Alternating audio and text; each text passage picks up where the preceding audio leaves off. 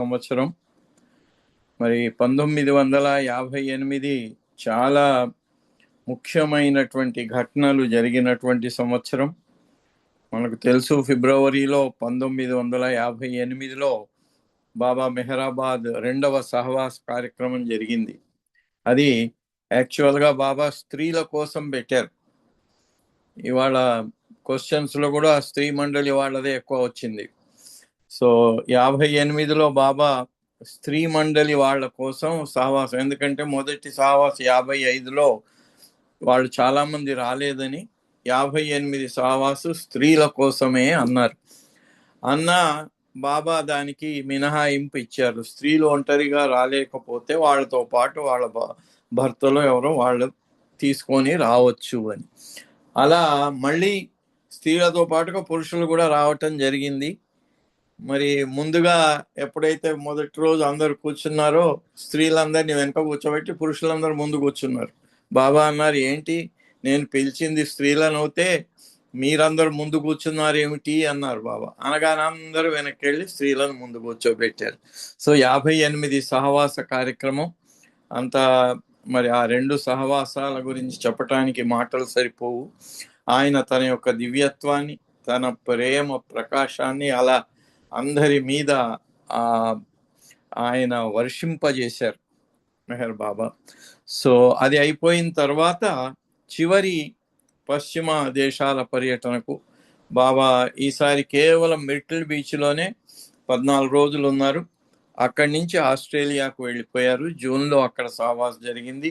జూన్లో అక్కడ కీల్ మౌంటైన్ పైన ఫ్రాన్సిస్ బ్రాబాజాన్ కట్టినటువంటి అవతార్ సెబోర్డ్ దాన్ని ప్రారంభించటం కూడా జరిగింది. అయితే ముందుగా బాబా నేరుగా మెర్టిల్ బీచ్కే వెళ్ళిపోయారు. మెర్టిల్ బీచ్లో 14 రోజులు ఉండి 14వ రోజు అక్కడి నుంచి మళ్ళీ సర్కులర్గా, అంటే ఆస్ట్రేలియాకు చేరటానికే 3 రోజులు పట్టింది. అలా ఆ రూట్ అలా తీసుకున్నారు ఆయన. అక్కడ 19 మే నుంచి 30 మే వరకు బాబా మిర్టిల్ బీచ్లో చాలా మందికి దర్శనం ఇచ్చారు. వ్యక్తిగతమైన ఇంటర్వ్యూలు ఇచ్చారు, చాలా సందేశాలు ఇచ్చారు. ఇంకా వాళ్ళకు కలిగిన అనుభవాలను మనం అసలు మాటల్లో వర్ణించలేనటువంటిది.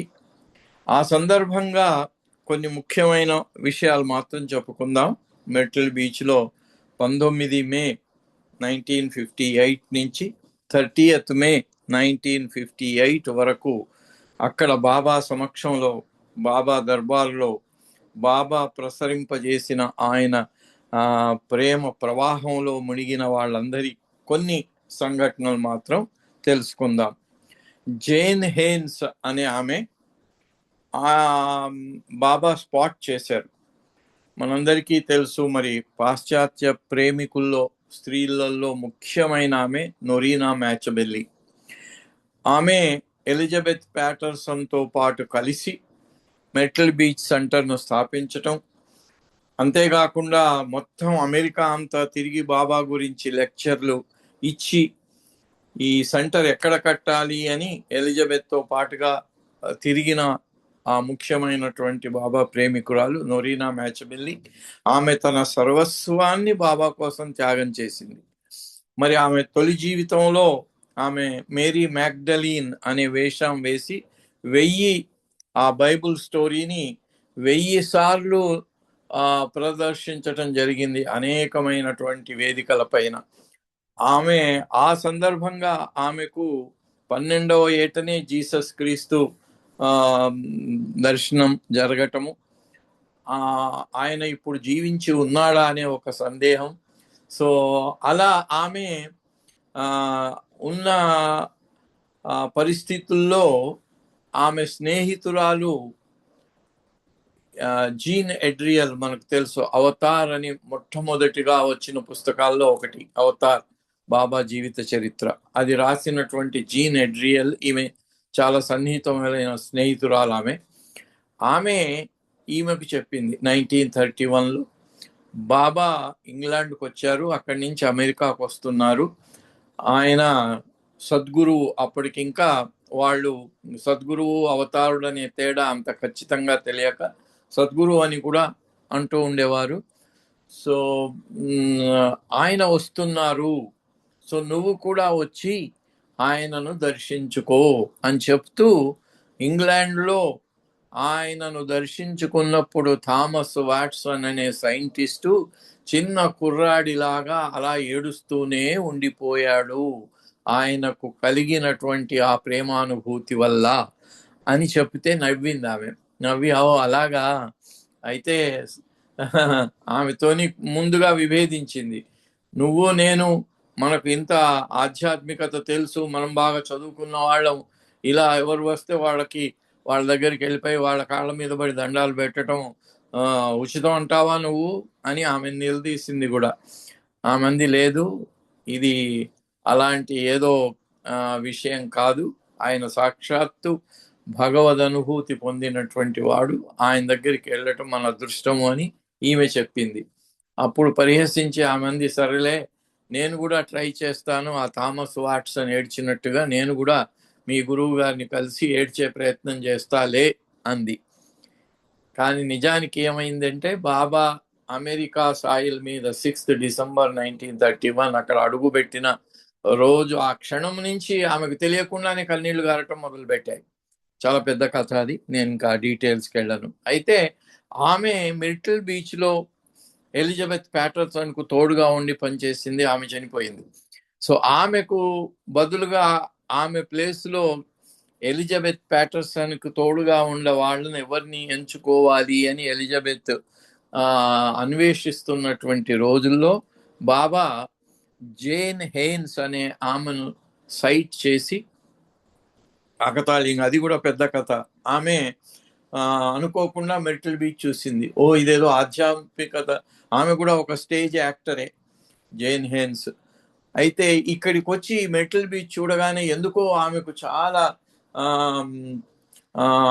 మనస్సుకి హృదయానికి బాగా నచ్చి అదే టైంలో వీళ్ళు చెప్పారు మెహర్ బాబా వస్తున్నారు, 19 మే ఆయన్ను కలవచ్చు, కానీ మొట్టమొదటి రోజు అందరికీ అవకాశం ఉండకపోవచ్చు అని చెప్పారు.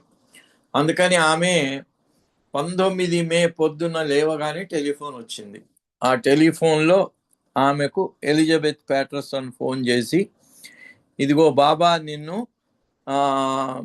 రమ్మన్నారు అన్నది. అంటే ఆమెన్నాడు, మీరు చెప్పారు కదా మొట్టమొదటి రోజే రావటానికి అవకాశం ఉండదు అంటే, నేను దానికి సంసిద్ధంగా లేను, నేను ఇంకొక పని పెట్టుకున్నాను అంది. అంటే ఎలిజబెత్ చెప్పింది, అలా కాదమ్మా, ఆయన సాక్షాత్తు సద్గురువు, ఆయన సాక్షాత్తు దేవుడని నమ్ముతున్నప్పుడు ఆయన చెప్పినటువంటి సమయం మనకు అది చాలా ఇంపార్టెంట్ సమయం కనుక దాన్ని మిస్ చేయకుండా వెళ్ళవలసిన బాధ్యత ఉంటుంది అంటే వెళ్ళింది ఆమె. ఆ రోజున బాబాను చూసింది. బాబాను చూసిన తర్వాత మెర్టిల్ బీచ్లో ఉంది. బాబా మొట్టమొదటి దీంట్లోనే ఆమెకు అర్థమైపోయింది బాబా ఎవరో, ఆ అవగాహన అయిపోయింది. అలా ఉండగా ఆమె ఇంకొక అనుభవాన్ని, ఇక్కడ బాబా మెర్టిల్ బీచ్లో 2 ప్లేసులు ఉన్నాయి. ఒకటి లగూన్ క్యాబిన్, చిన్న గది, అది ఒక కొలను సరస్సు ఉంటుంది, దాని పై భాగాన ఉంటుంది, దాని అంచులో కొంచెం ఎత్తు మీద. అది పర్సనల్ ఇంటర్వ్యూస్కి అక్కడ బాబా కూర్చొని వ్యక్తిగతమైన ఇంటర్వ్యూలు ఇచ్చేవారు. అక్కడి నుంచి ఒక 1/2 కిలోమీటర్ దూరంలో సముద్రపు బీచ్ వైపుకు వెళ్ళే దారిలో బార్న్ అని ఒక హాల్, అది అక్కడ ప్రజా దర్శనాలు, అందరితో సమావేశం అవటం అక్కడ బాబా చేసేవాడు. అలా అక్కడ ఈమె 19న బాబాను కలిసిన తర్వాత మళ్ళీ ఆ బాన్లో సమావేశానికి వెళితే అప్పుడు ఆమె పరిస్థితి ఎట్లా ఉందట అంటే, ఉదయమే ఆమె బాగా మంచి నిద్ర పట్టింది రాత్రి. ఆ నిద్ర నుంచి లేవగానే ఎందుకో తెలియని ఉద్రేకము, దుఃఖం వస్తుంది. ఎందుకు అంటే అవతారునితో కలిగినటువంటి ఆ సంబంధం, ఇది ఆమెకు తెలియకుండానే ఆమెలో అంత మార్పును తీసుకొచ్చింది. ఆమె ఈ సెంటర్కి వచ్చింది అందరికంటే ముందుగానే వచ్చి ఆ బార్న్ అనే అక్కడ అందరితో బాబా సమావేశమయ్యే అటువంటి బార్నులో వెనకాల కూర్చొని ఉంటే బాబాను ఆ రోజు కొంతమంది డాన్సర్స్, మార్గరెట్ క్రాస్కి ఉన్నారు, ఆమె డాన్సర్స్ అంతా కూడా వచ్చారు. దాంట్లో డాన్సర్స్ బాబా కుర్చీలో కూర్చోబెట్టి బాబా నా కుర్చీ లేపి తీసుకొచ్చారు. మనకందరికి తెలుసు కదా, 56లో బాబాకు రెండవ యాక్సిడెంట్ జరిగిన తర్వాత సరిగ్గా నడవలేకపోయేవారు ఆయన. అందుకని ఆయన కుర్చీలో కూర్చోబెట్టి వీల్ చైర్లో తీసుకెళ్ళటం, లేదా కుర్చీలో కూర్చోబెట్టి తీసుకెళ్ళటం, మెహరాబాద్లో కూడా బాబాను కుర్చీలో కూర్చోబెట్టి తీసుకెళ్ళటం అనేది అప్పుడు జనరల్గా జరిగేటువంటి సన్నివేశం. దాంట్లో ఈ డాన్సర్స్ బాబాను కుర్చీలో కూర్చోబెట్టి తీసుకొచ్చారు. Baba entered carried by the dancers. అయితే అలా వస్తూ వస్తూ ఆ చైర్లో వెళ్ళిపోతుంటే ఈమె పక్క నుంచి వెళ్ళారు బాబా తన ఆసనం మీద కూర్చోవటానికి వెళ్తూ, ఆమె ముందు నుంచి వెళుతూ ఉంటే బాబా ఆ డాన్సర్స్ ఎవరైతే కుర్చీని మోసి తీసుకెళ్తున్నారో వాళ్ళకి చెప్పి ఆపేయండి, ఒకసారి ఆ కుర్చీ కింద పెట్టండి అన్నారు. అనగానే వాళ్ళు కుర్చీని కింద పెట్టారు. ఎక్కడ సరిగ్గా జేన్ హేన్స్ కూర్చున్న చైర్ ముందు బాబా తన కుర్చీని నేల మీద పెట్టించి ఆమెను ఆ డాన్సర్స్ కొంచెం సేపు అలా నిలబడి ఉండమని వాళ్ళకు సంజ్ఞ చేసి నేరుగా జేన్ హేన్స్ కళ్ళల్లోకి ఆమె ముఖానికి ఎదురుగా తన వదనాన్ని పెట్టేసి ఆమెను నేరుగా చూస్తూ బాబా ఇలా అడిగారట, డిడ్ యూ స్లీప్ వెల్? ఆమె రాత్రి బాగా నిద్రపోయింది. ఎందుకు? బాబా దర్శనం అయింది, బాబాతో అనుభూతి కలిగింది, బాబాను ఎంబ్రేస్ చేసుకుంది. ఇవన్నీ ఆమెకు అనుకోకుండా సంభవించినటువంటి మహద్భాగ్యం. సో అలా బాగా నిద్రపోయింది. అందుకనే ఆ అనుభూతితో నిద్ర నుంచి లేవగానే ఏదో తెలియని అనుభూతి, తెలియని ఉద్రేకము, ఆమెకు కళ్ళ నీళ్లు రావటం. అందుకే బాబా ఆమెను క్రాస్ చేసి వెళ్ళిపోయి తన ఆసనం మీద కూర్చోలేదు. అక్కడ కుర్చీ దింపించి ఆమె ముఖంలోకి ముఖం పెట్టి చూసి, రాత్రి నువ్వు బాగా నిద్రపోయావా అని అడిగాడట. ఎందుకంటే బాబాకు తెలుసు కదా, బాబా సర్వజ్ఞుడు కదా. Again while leaving the barn, అట్లాగే మళ్ళీ 2 గంటల కార్యక్రమం అయిపోయిన తర్వాత మళ్ళీ వెనక్కి బాబాను వాళ్ళు డాన్సర్స్ తీసుకెళ్తే మళ్ళీ సేమ్ సీన్. అక్కడ ఆమె కుర్చీ ముందు తన కుర్చీని కింద పెట్టించి ఆమె ముఖంలోకి బాబా చూడటం జరిగింది.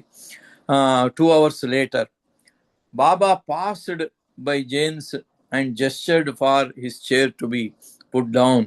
The same question was repeated. మళ్ళీ బాబా అదే ప్రశ్న అడిగారట, రాత్రి బాగా నిద్రపోయావా? ఎందుకంటే ఈమెను బాబా నొరీనా మ్యాచబెల్లి ప్లేస్లో ఎలిజబెత్ ప్యాటర్సన్ కు సహాయంగా ఉండి పనిచేసే దానికి బాబా ఈమెను సెలెక్ట్ చేయటం జరిగింది. అది మరి అంతటి ఎందుకు, ఎవరు దేనికి అర్హులో ఆయనకు తెలిసినంత మనకు తెలియదు. ఎవరిని ఎలా తన దగ్గరికి రప్పించుకోవాలో ఆయనకు తెలిసినంతగా ఇంకెవరికి తెలియదు. సో అదే ప్రశ్న మళ్ళీ అడిగారు.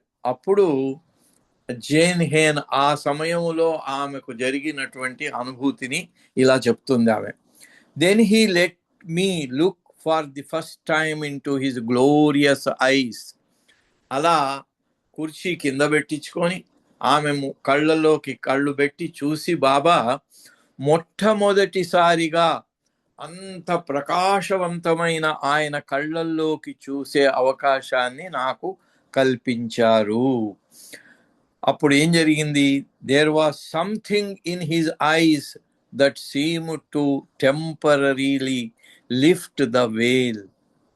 అయితే ఆయన కళ్ళల్లోకి అలా చూడగానే ఆయన కళ్ళల్లో ఉండేటువంటి ఆ ప్రకాశము, ఆయన కళ్ళల్లో ఉండేటువంటి ఆ శక్తి, అది సంథింగ్, అది ఆమె నేను ఇది అని వర్ణించలేను కానీ ఆమె ఆ బాబా కళ్ళల్లో ఉన్నటువంటి ఆ శక్తి ఒక్కసారిగా, అది పర్మనెంట్గా కాదేమో కాస్త తాత్కాలికంగా నా మీద ఉండే అటువంటి వెయిల్ అంటే తెర, బాబా దీన్ని గాడ్ స్పీక్స్ లో చెప్పారు, 7 fold వెయిల్ అని, 7 మడతల తెర.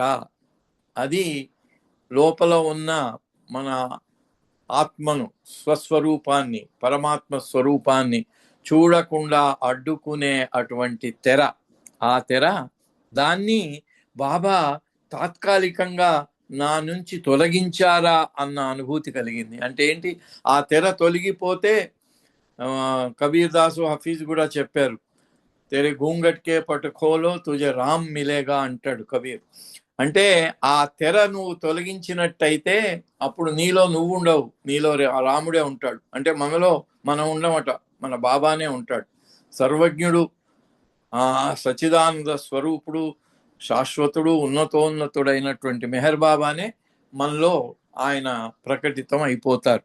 ఎప్పుడు మన మీద ఉన్నటువంటి ఈ తెర, తెరే గూంగట్కే పట్టుకోలో తుజే రామ్ మిలేగా అంటాడు కబీర్ దాస్. సో అప్పుడు ఆమెకు ఆ అనుభూతి, ఆ తెరను బాబా ఇలా తీసేశాడా అనిపించిందట. Everything disappeared. ఇంకా ఆ తెర తొలగిపోతే ప్రపంచం ఇది వీటి అనుభూతి ఉండదు. మరి అవతారుడికే ముసుగు కప్పి తీసుకొచ్చిన సద్గురువులు ఆ ముసుగును తీసేస్తుంటే ఆయన ఎలా ఉంటుంది? హజరత్ బాబాజాన్ ముద్దు పెట్టుకోగానే బాబాకు ప్రపంచం అనేది లేదు, ఆయనకి ఏం కనిపించట్లేదు, ఆయన తప్ప ఇంకేం లేదు, ఆయన దివ్యత్వము ఆయన తప్ప ఇంకా ఆయనకు ఆ చైతన్యం ఏమీ లేదు, అలా వెళ్ళిపోతుంది. ఇక్కడ ఆమెకు అలాంటి అనుభూతి కలిగింది. ఎవ్రీథింగ్ డిసపియర్డ్, అన్ని అదృశ్యమైపోయాయట. There was only Baba, Baba తప్ప ఇంకోటి ఏం కనబడట్లేదు ఆమెకు. No barn or people. అక్కడ ఆ బార్న్ అనేటువంటి హాలు, దాంట్లో బాబా దర్శనానికి వచ్చినటువంటి వాళ్ళు, వీళ్ళెవ్వరూ కనిపించలేదు ఆమెకు. He appeared so young and so beautiful. మరి బాబా అప్పుడు 58 అంటే 64 సంవత్సరాలు. 58 సావాస్లోనే 64వ జన్మదినం బాబాది జరిగింది. మరి 54లో తాడేపల్లిగూడెంలో 60వ బర్త్డే జరిగింది. 64 సంవత్సరాల వయస్సులో ఉండి 2 యాక్సిడెంట్లో గాయపడి ఆయన అలా ఉన్నా కూడా ఆమెకు ఎలా కనిపించాడట? Appeared so young and so beautiful. చాలా యువకుల్లాగా, ఎంతో అందంగా కనిపించాడట ఆమెకు. He was the Christ. ఆమెకు ఇప్పుడు సద్గురువు అది అనేది పోయి సాక్షాత్ క్రైస్త్ అంటే అవతారుడు. He was the Christ. ఎందుకంటే వాళ్ళందరూ మరి పుట్టినప్పటి నుంచి వాళ్ళకు దేవుడు అంటే జీసస్ క్రైస్తే కదా. మెహర్ బాబానే క్రైస్తు అనే అనుభూతి ఆయన కళ్ళల్లో కళ్ళు పెట్టి చూసినప్పుడు కలిగిన అనుభూతి. whom I had tried to know and love since childhood. అయితే జీసస్ క్రీస్తును చూసి, అంటే జీసస్ క్రీస్తుని ఎప్పుడైనా నేను చూడగలుగుతానా అనే అటువంటి ఆ తపనలో ఉండే ఆమెకు try to know and love since childhood. Norina సంగతి అంతే, ఆమె కూడా 12 ఏళ్ల వయస్సు నుంచే జీసస్ క్రీస్తు ఆమెకు కనిపించినప్పటి నుంచి ఆమె అదే అన్వేషణలో ఉంది, ఈమె కూడా అదే అన్వేషణలో ఉంది. బాబా షోడ్ మీ మై జీసస్.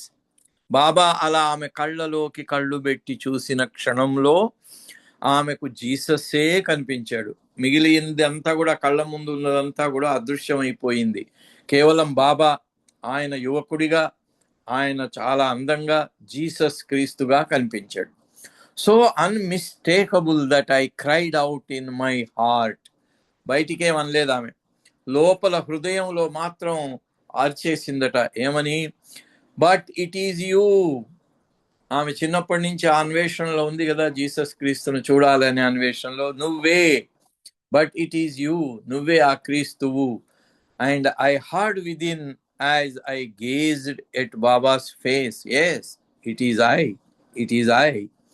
ఎప్పుడైతే ఆమె హృదయంలో నువ్వే ఆ జీసస్ క్రీస్తువు, నువ్వే అవతారుడివి అని ఎప్పుడైతే హృదయంలో ఆమె అలా అరిచేసిందో, అప్పుడు బాబా కనుచూపులతోనే ఆమెకు సమాధానం ఇచ్చాట. ఎస్, అవును, ఇట్ ఈజ్ ఐ, నేనే, అంటే ఆ జీసస్ను నేనే, ఇట్ ఈజ్ ఐ అని ఆమెకు చెప్పటం జరిగింది. ఎందుకంటే అంత అనుభవం కలిగితే కానీ ఆమె మరి యావత్ జీవితం అంతా బాబా సేవలో స్పెండ్ చేసి బాబా అనుకున్న విధంగా అక్కడ సేవ చేయటానికి ఆ అవకాశం బాబా ఇవ్వటం, దాన్ని ఆమె సక్రమంగా ఉపయోగించుకోవటం జరిగిపోయింది. సో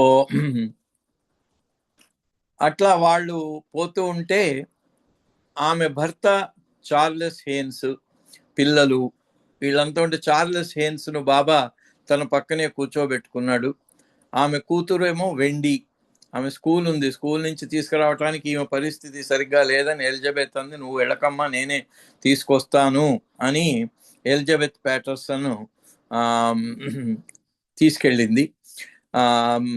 ఈమె భర్తను బాబా పక్కనే కూర్చోబెట్టుకున్నాడు. Baba allowed Charles Haynes to ride with him in the కార్లో ఆయన పక్కనే కూర్చోబెట్టుకున్నాడు, ఎందుకంటే అందరినీ బాబా సినిమా చూడటానికి తీసుకెళ్లారు. He sat next to Baba in the front సీట్లో కూర్చున్నారు. అప్పుడు కిట్టి వెనకాల కూర్చుంది. ఆమె అడిగింది కిట్టి దేవి బాబాను, Baba I must ask you something, what about the Haynes children's father? అయితే వాళ్ళిద్దరికీ అప్పుడు విడిపోనున్నారు అనే విషయం తెలిసినట్టుగా ఉంది. తెలిసి ఈమె అడిగింది కిట్టీదేవి, ఈ పిల్లలకు మరి తండ్రి అని, ఇప్పుడు వాళ్ళిద్దరు విడిపోతే తండ్రి ఎలాగా అని అడిగింది. But Baba Kitty persisted. అప్పుడు ఇట్ అంటే బాబా అన్నాడు, సంజ్ఞలతో చెప్పాడు, ఇట్ అంటే ది మ్యారేజ్ ఈజ్ ఫినిష్డ్, వాళ్ళ వివాహ సంబంధం అంతమైపోతుంది అన్నట్టుగా బాబా చెప్పటం జరిగిందట. అప్పుడు కిట్టీదేవి మళ్ళీ అడిగిందట, how can you say finished Baba, మీరు అట్లా ఇది వాళ్ళ వివాహ సంబంధం అయిపోతుందని చెప్తే ఎలాగా? The children don't they need their father, ఆ పిల్లలు ఇంకా అప్పటికి కూడా వెస్టర్న్ వరల్డ్లో కొంచెం ఆ రిలేషన్కి ఎక్కువ ఇది ఉంది, ఇప్పుడు అది పూర్తిగా వెళ్ళిపోయింది. అయితే బాబాని అడిగితే బాబా అన్నాడు, Baba turn to her with a look of amazement on his face and gestured. మరి ఆయన జేన్ హేన్స్ని అంత దగ్గరగా తీసుకోవటం, ఆమెకు తానే జీసస్ క్రీస్తును అనే అనుభూతిని అలా కలిగించటం, ఇదంతా దీనికంతా ఏమిటి కారణం? అప్పుడు బాబా చెప్తున్నాడు కిట్టీదేవికి, ఏ లుక్ ఆఫ్ అమేజ్మెంట్ అంటే ఆశ్చర్యంగా, ఏంటి నీకు ఆ మాత్రం కూడా అర్థం కాలేదా అని చెప్తూ ఆయన అంటున్నాడు, what you mean kitty, there father, ఏంటి వాళ్ళ ఫాదర్ గురించి అడుగుతున్నావా నువ్వు అడిగేది ఏంటి అంటూ బాబా అన్నారు, ఐ ఆమ్ దేర్ ఫాదర్, నేనే వాళ్ళ తండ్రిని, and I will always be so, నేను ఎప్పటికీ ఎప్పుడూ వాళ్ళ తండ్రిగా ఉండిపోతాను. మరి మనకు ఈస్ట్ వెస్ట్ గ్యాదరింగ్లో బాబా చెప్పారు కదా, ఐ ఆమ్ దట్ ఫాదర్, ఈ యావత్ విశ్వానికి తండ్రి ఒక్కడే భగవంతుడు, ఆయన ఒక్కడే తండ్రి, ఆ తండ్రిని నేనే అని బాబా చెప్పిన విషయాన్ని ఇక్కడ ఆమెకు బాబా చెప్పడం జరిగింది. అలా అంటే ఎవరెవరిని బాబా ఎలా తన దగ్గరికి తీసుకుంటారు అనే విషయము మరి మనకు ప్రతి చిన్న సంఘటనలో కూడా అది మనకు అలా తెలుస్తూనే ఉంటుంది. సో అలా ఉంటే బాబా మరి సంగీతం గురించి చెప్తూ 7th షాడో అన్నారు, మళ్ళీ దాన్ని 14th షాడో అని కూడా అన్నారు. దాని గురించి స్విస్ రికార్డ్స్ వింటూ ఉన్న సందర్భంగా బాబా చెప్తూ తర్వాత రాబోయే కాలంలో 10th జూలై రోజున బాబా యూనివర్సల్ మెసేజ్ ఇచ్చారు, దాని గురించి చెప్తూ అది చాలా ఇంపార్టెంట్ 10th జూలై, అందుకని నేను తొందరగా వెళ్ళాలి, 1 month బిఫోరే మెహరాబాద్లో ఉండాలి, నేను అక్కడ ఇండియాలో ఉండాలి అనే విషయం చెప్తూ ఉంటే ఆ 10th జూలై గురించి బాబా అంత ఇదిగా చెప్పినప్పుడు Don Stevens thy will has come to pass అంటే 10th జూలై రోజున అది ఒక ప్రత్యేకమైనటువంటి రోజు. బాబా చెప్పారు, ఈ రోజు ఎవరు ఉపవాసం ఉండాల్సిన పని లేదు, మౌనం ఉండాల్సిన పని లేదు, 9 రాత్రి 12 గంటలకు అంటే 10వ తేదీ వచ్చే ఆ సమయంలో అందరూ కూడా 7 సార్లు గట్టిగా భగవంతుడా, ప్రియతముడైన భగవంతుడా, నీ ఇచ్ఛయే జరగబోతోంది అని అందరూ గట్టిగా చెప్పాలన్నారు. సో అప్పుడు బాబా ఆ సందర్భంగా మైటిల్ బీచ్లో ప్రేమ భక్తి వాటి గురించి చెప్పటం జరిగింది. అది డాన్ స్టీవెన్స్ను బాబా ఆదేశిస్తే ఆయన చదివి వినిపించాడు.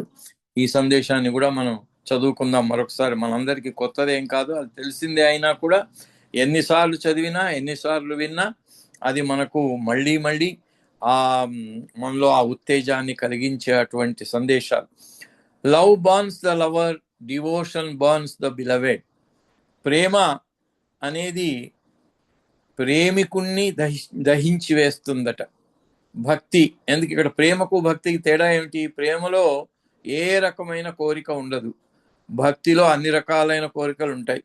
అని వ్రతాల్లో, జపాల్లో, పూజల్లో చేయించేది ధర్మార్థ కామ మోక్ష చతుర్విధ పురుష అవాప్తర్థం అని అక్కడ సంకల్పం చేయిస్తూ ఉంటారు. అంటే ఏదో ఒకటి ఆ పూజలో కానీ దీంట్లో కానీ భక్తిలో ఒక కోరిక ఉండే అటువంటి దాన్ని భక్తి అని చెప్పటం జరిగింది. Devotion burns the beloved. ఇక్కడ ఎప్పుడు ఆయన అడగటం ఉంటుంది కనుక అది ఆయన్ను అంటే ప్రియతముణ్ణి దహించి వేస్తుంది భక్తి. కానీ ప్రేమ మాత్రం ప్రేమికుణ్ణే దహించి వేస్తుంది. Love seeks happiness for the beloved. ప్రేమలో ప్రేమికుడు ఉంటాడు, ప్రియతముడు ఉంటాడు. వాళ్ళిద్దరి మధ్యన ఉండేది ప్రేమ. ఆ ప్రేమ ప్రేమికుణ్ణి దహిస్తుంది. భక్తి అయితే మాత్రం భగవంతుణ్ణే దహించి వేస్తుంది. Love seeks happiness for the beloved. ప్రేమ అనేది అంటే ఎవరైతే ప్రేమిస్తాడో వాడు ప్రేమించే ఆ ప్రేమ ప్రియతముని యొక్క సంతోషాన్నే కోరుకుంటుంది. Devotion seeks blessings from the beloved. Devotion ఎప్పుడు కూడా తన యొక్క భగవంతుడు, ప్రియతముడైన భగవంతుడి యొక్క ఆశీస్సులే కావాలి అని కోరుకుంటూ ఉంటుంది. Love seeks to shoulder the burden of the beloved. ప్రియతముని యొక్క బరువును నా భుజాల మీద కొంత మోపితే బాగుంటుంది, నాకు ఆ అవకాశం దొరికితే బాగుంటుంది అని ప్రేమికుడు అంటాడట. కానీ భక్తుడు ఏమంటాడట? భక్తుల్లోని భక్తి ఏమంటుందట? Throws the burden on the beloved. నా భారం అంతా నీదే, నీ మీదే పడేస్తున్నాను అంటుందట భక్తి. Love gives, devotion asks. ప్రేమ యొక్క మొట్టమొదటి అంటే చాలా పెద్ద గుణం ఏమిటి అంటే ప్రేమ ఎప్పుడు అడగదట. లవ్ గివ్స్, అది ఎప్పుడు ఇస్తూనే ఉంటుంది కానీ అడగదు. అయితే అప్పుడే ప్రేమ అవుతుంది. ప్రేమించిన వానికి ఎప్పుడు ఇవ్వటమే, ప్రేమించిన వాని సంతోషాన్నే కోరుకోవటం. Devotion asks. Love is silent and sublime, devoid of outward expressions. Devotion expresses itself outwardly. ఎప్పుడు కూడా భక్తికి ఆడంబరం ఉండాలి, పైకి కనిపించే అటువంటి ఆ తంతులు ఉండాలి. అందరూ గుర్తించాలి, ఓహో వీడు ఎంత భక్తుడు రా, అబ్బా ఎంత మంచి పూజ చేస్తున్నాడు, ఎంత ఇచ్చేస్తున్నాడు అనేటువంటి పేరు ప్రతిష్టలు కావాలి దానికి, భక్తికి. కానీ ప్రేమ సైలెంట్గా ఉంటుంది. ఇందాక జేన్ హేన్స్ చెప్పింది కదా, ఆమె హృదయంలో అర్చిందట, బయటికి కాదు, ఆమె హృదయంలో కలిగింది ఆ అనుభూతి. అందుకని ప్రేమ సైలెంట్గా ఉంటుంది, చాలా ఉదాత్తంగా ఉంటుంది. Love does not require the presence of the beloved in order to love. ప్రేమించడానికి ప్రియతముడు తన ముందే ఉండాల్సిన పని లేదు. కానీ devotion demands the presence of the beloved to express affection for the beloved. కానీ భక్తి మాత్రం ఎప్పుడూ దేవుడు ఉండాలి. కాబట్టి దేవుడు మన ముందు ఎప్పుడు ఉండడు కాబట్టి విగ్రహం కావాలి. ఆ విగ్రహం ముందు కూర్చొని అదే భగవంతుడు అనుకొని నా ముందు ఉన్నాడు అనుకొని ఆ భక్తి దాని ద్వారా ఎక్స్ప్రెస్ చేయబడుతూ ఉండాలి. అది ఈ రెండింటికి తేడా చెప్తూ బాబా అన్నాడు, I have explained the origin of this discourse. నేను ఈ డిస్కోర్స్ యొక్క ఇది విషయం చెప్పాను. It was given for Harry Kenmore in India after he had heard the devotees saying they did not know how to love God.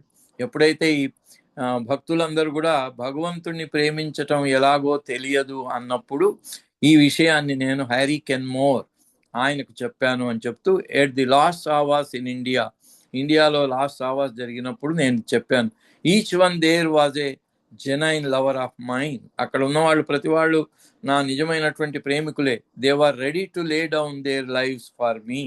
వాళ్ళందరూ కూడా నా కోసం వాళ్ళ యావత్ జీవితాన్ని కూడా నా పాదాల చెంత సమర్పించుకోవటానికి సిద్ధంగా ఉన్నారు అని బాబా ఈ సందర్భంగా ఆ సందేశాన్ని చదివించి చెప్పటం జరిగింది. అలా ప్రేమ భక్తి వీటికి రెండిటికి చెప్పిన తర్వాత బాబా అక్కడే మిట్టల్ బీచ్లో మైవిష్ చదివించారు.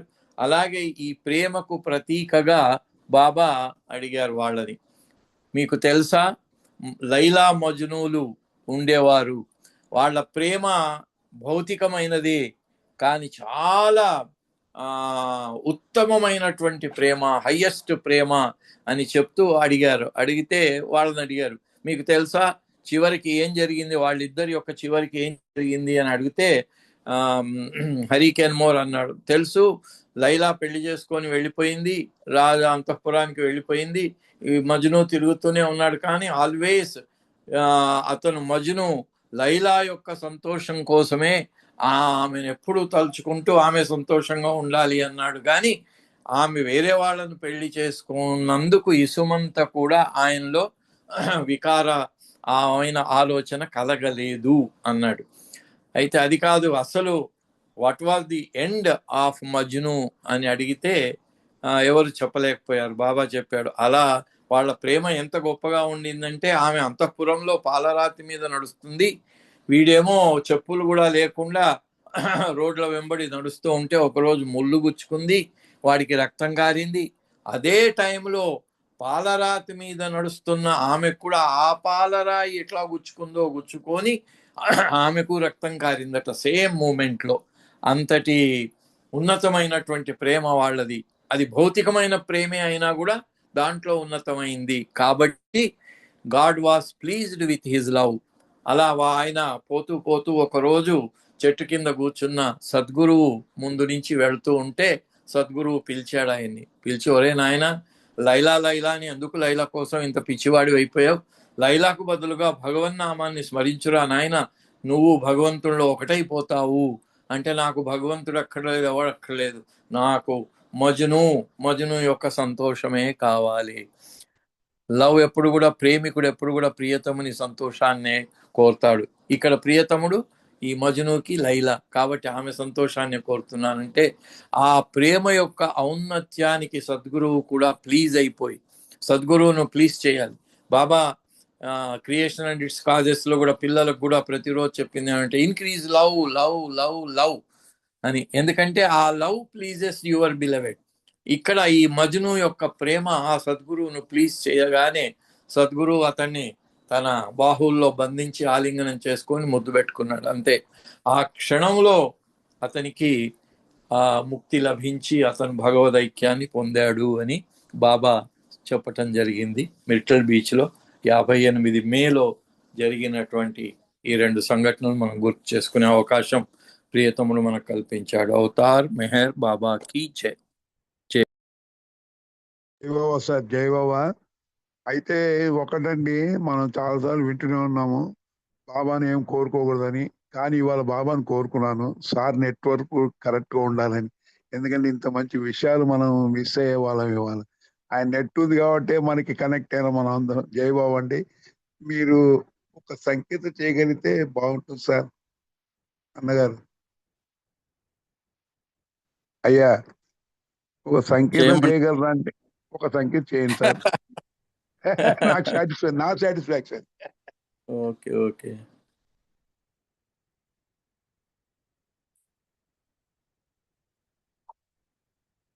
అవతార్ మెహర్ బాబా की जय. మెహరీష నను బ్రోవరా మాం పాహి పరమేశ నను గావరా, మెహరీష నను బ్రోవరా,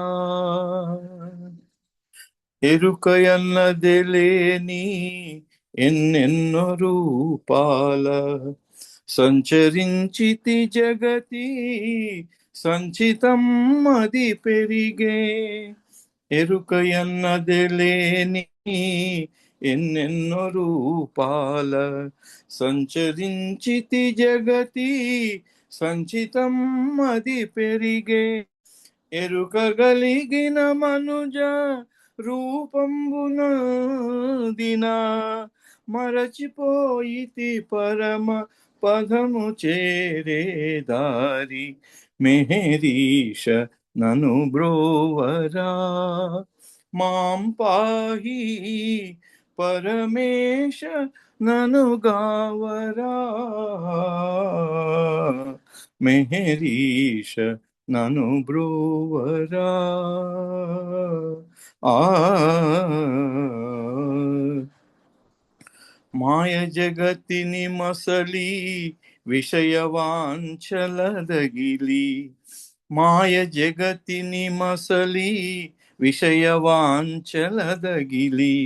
వెచ్చించి తిని ఎన్నో లక్షల జన్మముల్ వెచ్చించి తిని ఎన్నో లక్షల జన్మముల్ ఏ జన్మనే పాటి పుణ్యంబు చేశానో ఏ జన్మనే పాటి పుణ్యంబు చేశానో ఈ జన్మలో నీదు కొంగుల భీచేను మెహరీష నను బ్రోవరా మాం పాహి పరమేశ నను గావరా ఆ మెహరీష నను బ్రోవరా ఆ ఒక చేతని కొంగు మాయపై నింకొకటి ఒక చేతని కొంగు మాయపై నింకొకటి భ్రాంతి గొలిపే మాయ పట్టు వదిలించగా భ్రాంతి గొలిపే మాయ పట్టు వదిలించగా తరముగాకున్నది పరమ పావన మేరు తరముగాకున్నది పరమ పావన మేరు శరణు వేడితి నిన్నే కరుణ నేలగరావ శరణు వేడితి నిన్నే కరుణ నేలగరావ మెహరీష నను బ్రోవరా మాం పాహి పరమేశ నను గావరా ఆ మెహరీష నను బ్రోవరా ఆ ఆ జై బాబా జై బాబా అప్పారావు. జయబాబా సార్ ఇవాళ హ్యాపీ అండి, మస్తు నాకు నిద్రపడుతుంది. చక్కటి పాటలు పాడారు. ఇది మీరు రాసిన పాటే కదా సార్? ఇది మీరు రాసిన పాటేనండి? అవును అవును అవును. సార్ నిన్న చెప్పడం మర్చిపోయానండి, మనం